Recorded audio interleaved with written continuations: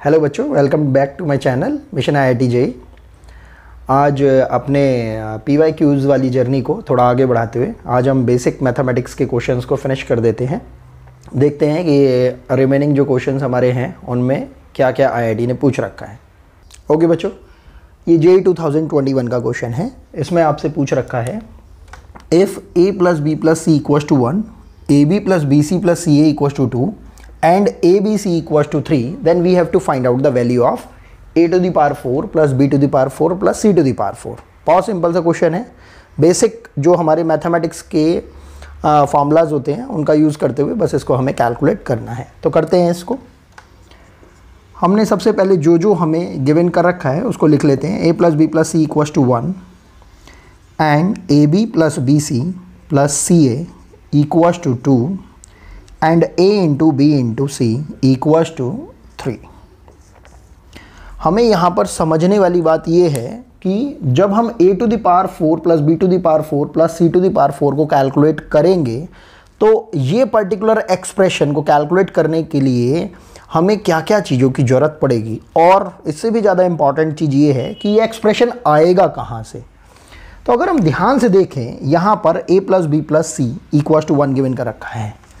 अभी अगर हम A + B + C का होल स्क्वायर अगर कर देते हैं तो आपके पास वैल्यू क्या आ जाने वाली है, bye formula A² + B² + C² plus twice time of AB + BC + CA। अब क्योंकि AB + BC + CA की वैल्यू आपको पहले ही गिवन कर रखी है, that will be 2, and A + B + C की वैल्यू भी आपको गिवन कर रखी है, दैट इज 1। तो यहाँ से आपके पास वैल्यू कैलकुलेट करके आ जाएगी A² + B² + C² = this 1 - 4, it will be -3। Let's say this is the equation number 1। Okay, अब हम एक बार इस वाली इक्वेशन को देख लेते हैं। AB + BC + CA = 2। अगर हम AB + BC + CA का होल स्क्वायर अगर कर देते हैं, it will become A² B² plus B² C² plus C² A² plus twice time of ABC times A + B + C। अब अगर हम इस पर्टिकुलर एक्सप्रेशन में जो गिवन वैल्यूज़ हैं हमारे पास वो पुट कर देते हैं तो हमारे पास कुछ एक्सप्रेशन आएगा। हमारे पास बेसिकली इसकी वैल्यू आ जाएगी, वो हो जाएगी A² B² plus B² C² plus C² A² equals to AB + BC + CA, that is 2। ABC की वैल्यू आपको गिवन कर रखी है, that is 3, and A + B + C इसकी वैल्यू गिवन कर रखी है आपको 1। तो यहाँ से A² B² plus B² C² plus C² A² की वैल्यू हो जाएगी 2² 4 - 6, दैट विल बी -2।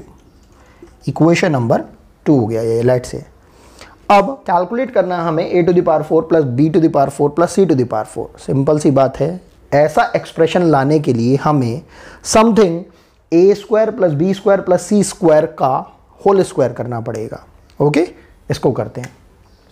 हमने लिखा expression A² + B² + C² whole square, it will be equals to A⁴ plus B⁴ plus C⁴ plus twice time of A² B² B² C² plus C² A²। अब इसमें हमें दो quantities की या दो expressions की वैल्यू पता है। A² + B² + C², इसकी वैल्यू आपको गिवन कर रखी है -3, एंड ये तो हमें कैलकुलेट ही करना है, प्लस ट्वाइस टाइम ऑफ, और हमने कैलकुलेट किया था A² B² plus B² C² plus C² A², इसकी वैल्यू कितनी आ गई थी, -2। यहाँ से हमारे पास A⁴ plus B⁴ plus C⁴ की वैल्यू आ रही है, this -4 and this is 9, it will become 13। So this will be the required answer. Okay, next question की तरफ मूव ऑन करते हैं। ये क्वेश्चन आया है JEE 2021 के अंदर। क्वेश्चन देखने में पहले से ये लग रहा है हमें कि एक रीजनिंग टाइप का क्वेश्चन है, लेकिन ये इन्होंने बेसिक मैथमेटिक्स के अंडर पूछा है। पूछ रखा है find the missing value in the figure. एक ये हमें सर्कल टाइप से दे रखा है जिसमें एक और छोटा सा एन सर्कल करके एक सर्कल बना रखा है। यहाँ पर हर क्वाड्रेंट को फिर आउटर वाले सर्कल को दो दो पार्ट में डिवाइड कर रखा है और अंदर वाला जो छोटा सर्कल है उसके अंदर एक वैल्यू लिखी हुई है। जैसे अगर हम देखें तो यहाँ पर 2 और 1 का कॉम्बिनेशन दे रखा है और यहाँ पर 1 लिख रखा है। 12 और 8 का एक कॉम्बिनेशन दे रखा है, यहाँ 4 दे रखा है। 7 और 4 का कॉम्बिनेशन दे रखा है, यहाँ 3 दे रखा है।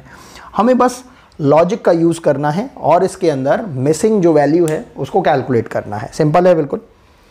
यहाँ पर इन्होंने एक इंस्ट्रक्शन और दे रखा है, use the logic which gives answer in single digit. बस इस चीज़ का थोड़ा सा ध्यान रखना है आपको। तो अगर हम जो गिवन वैल्यूज़ हैं उनको एक बार कॉम्प्रिहेंड करने की कोशिश करते हैं, हमारा आंसर बहुत ईजिली निकलेगा। हम देख रहे हैं कि अगर 2 में से 1 को माइनस कर दिया जाए तो हमारे पास 1 एक वैल्यू आ सकती है।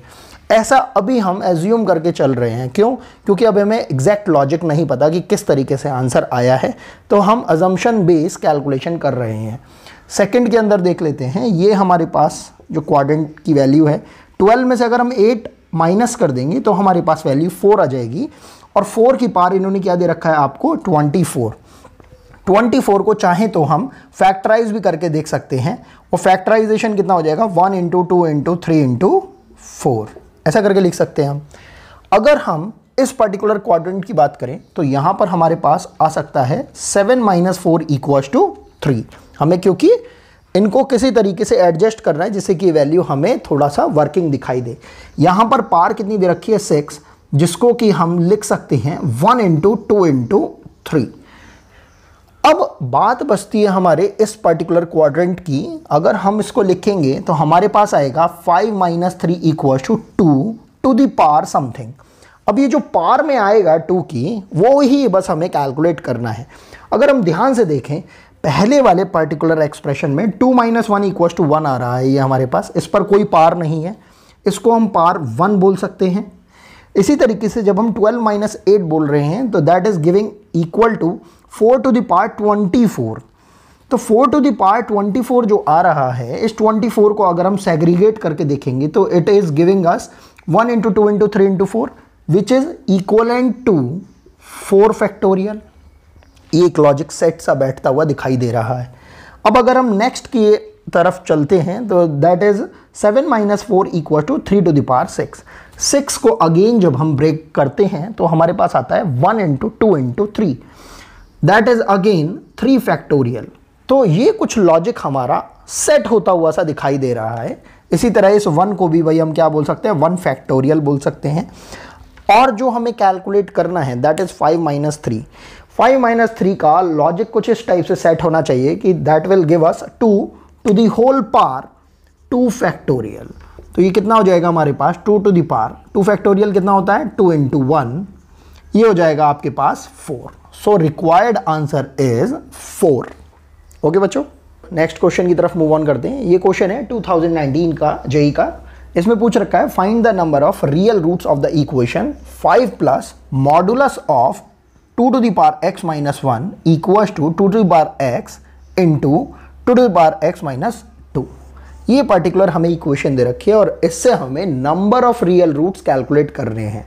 अगर हम रियल रूट्स कैलकुलेट कर लेते हैं तो हमें ये भी आइडिया लग जाएगा कि total number of real roots कितने आने वाले हैं। तो सबसे पहले हम इक्वेशन लिख लेते हैं।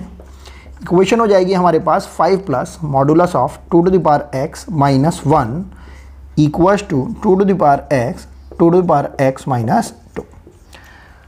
हमेशा से हमने एक चीज़ सीखी है कि जब भी कभी एक्सपोनेंट की फॉर्म में एक्सप्रेशन आता है, हमें ध्यान रखना है कि उसको हम थोड़ा सिंप्लीफाई करके चलें। जब तक वो सिंप्लीफाई नहीं दिखेगा हमें एक्सप्रेशन हॉन्टिंग टाइप का लगेगा। तो एक्सप्रेशन को थोड़ा सिंप्लीफाई कर लेते हैं, क्वेश्चन अपने आप ही ईजी हमें दिखाई देने लगेगा। हमने क्या करा, हमने बोला let 2 to the power x = t। ऐसा क्यों बोल रहे हैं, क्योंकि हमें पूरे के पूरे एक्सप्रेशन में जो डोमिनेंस दिखाई दे रही है वो एक्सपोनेंट वाले टर्म की दिखाई दे रही है, that is 2 to the power x। तो एक्सप्रेशन हमारा कुछ बनता हुआ सा दिखाई देगा हमें 5 + modulus of t - 1 = t × t - 2। Okay, अब हम यहाँ से एक्सप्रेशन को थोड़ा सा मैनेज कर लेते हैं। It will become modulus of t minus 1 और इस 5 को उठा के हम RHS में भेज देते हैं। ये कितना हो जाएगा हमारे पास, t square minus 2t minus 5। Okay, अब इस एक्सप्रेशन को थोड़ा सा हम आगे की तरफ बढ़ाते हैं। हमारे पास क्या है, मॉडुलस। मॉडुलस की प्रॉपर्टी होती है जो कि मैंने प्रीवियस जो हमारे लेक्चर्स हुए हैं, जो अभी हमने क्लासेस ली हैं, उनके अंदर बताया है कि मॉडुलस के अंदर वाली क्वांटिटी हमेशा पॉजिटिव ही रहेगी, लेकिन जब भी कभी मॉडुलस को हम ओपन करते हैं, हटाते हैं, तो मॉडुलस हमेशा 2 साइन के साथ ओपन होता है। तो यहाँ पर 2 केस हमारे बनने वाले हैं। तो हम फर्स्ट केस लेंगे, when t minus 1 is greater than 0 और you can say t is greater than 1। तो ऐसे केस में जब हमारा t 1 से बड़ा होगा, लेट से 2 होगा, 3 होगा, 5 होगा, तो ऑब्वियसली ये वैल्यू क्या आएगी अपने आप, प्लस। तो जब प्लस आएगी तो हमें इसके बाहर कोई भी साइन लगाने की ज़रूरत नहीं है। तो एक्सप्रेशन हो जाएगा t minus 1 equals to t square minus 2t and minus 5। थोड़ा और सिंप्लीफाई करते हैं, it will become t square minus 3t and minus 4 equals to 0। यहाँ इसे ब्रेक कर सकते हैं हम 4 इंटू 1 में, एंड 4 माइनस 1 हमें क्या दे देगा, 3 दे देगा। ये बेसिक मैथमेटिक्स जो हम बचपन में मैथमेटिक्स सीखते हैं क्वाड्रेटिक को सॉल्व करने के लिए।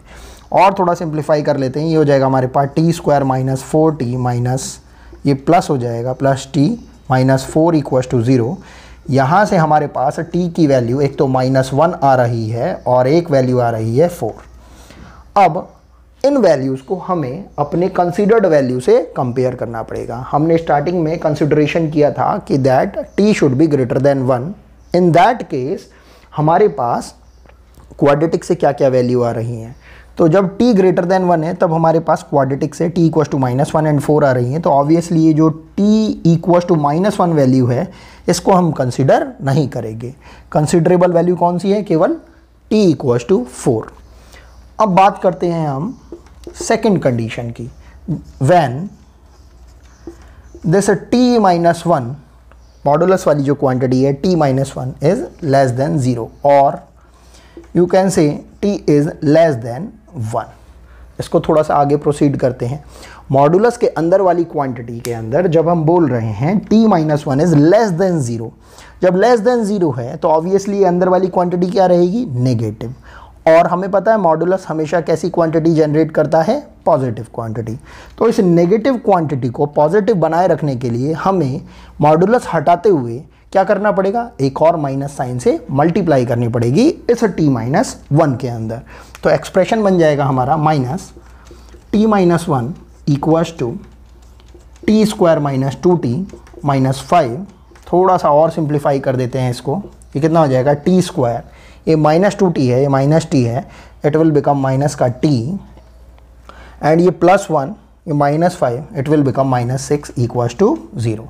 इस 6 को भाई हम ब्रेक कर सकते हैं कैसे, 3 इंटू 2, और क्योंकि माइनस है तो हम बोल सकते हैं 3 माइनस 2। ओके, इसको फर्दर सॉल्व करते हैं। ये हो जाएगा हमारे पास t square minus 3t plus 2t minus 6 equals to 0।